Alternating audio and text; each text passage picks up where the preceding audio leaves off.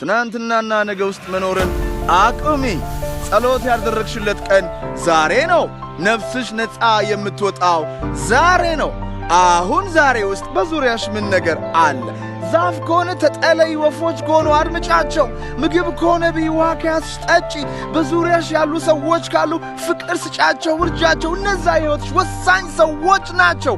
ጠረጴዛውን፣ ልብሱን፣ ስልኩን፣ አየሩን፣ ፀሐዩን፣ ንፋሱን ዛሬ ውስጥ በአግባቡ ስትጠቀሚ ከትናንት የበለጠ ትልቅ ነገር ትፈጥሪያለሽና ባክሽን ዛሬ ጸሎት ያደረግሽለት ቀን እንደሆነ እወቅ።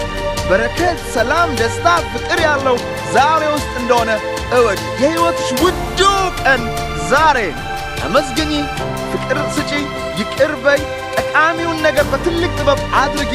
እመኚኝ፣ ነገ በረከትን ይዞ ይመጣል። አውቃለሁ ትላንትና ውስጥ ብዙ ሕመም እንደደረሰብሽ እረዳለሁ። ምናልባት ተደፍረሽ ሊሆን ይችላል። ተርበሽ፣ ተጠምተሽ፣ ተጠልተሽ ብዙ አደጋ ውስጥ ወድቀሽ ሊሆን ይችላል።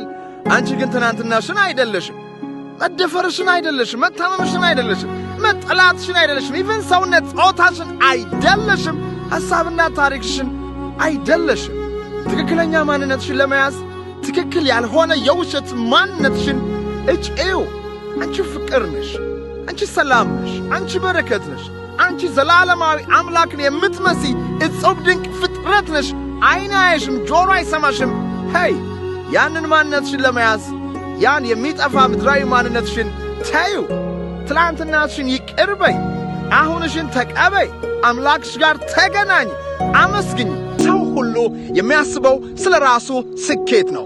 የሚሰደደው፣ የሚያነበው፣ ስፖርት የሚሠራው፣ ጠቃሚ መረጃ ወደ ልቡ የሚያስገባው የራሱን የስኬት ተራራ ሊገነባ ነውና አንቺም ለራስሽ ስኬት ብታስቢ ኃጢአት አይደለም የኔ እህት። ለራስሽ ሰውነት አመጋገብሽን አስተካከልሽ፣ ስፖርት ስሪ።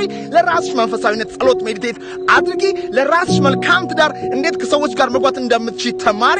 ለራስሽ ተሰደጂ፣ ለራስሽ አንብቢ፣ ለራስሽ ተማሪ፣ ለራስሽ ገንዘብ ቆጥቢ። ኃጢአት አይደለም። ለራስሽ ጊዜ ስጪ።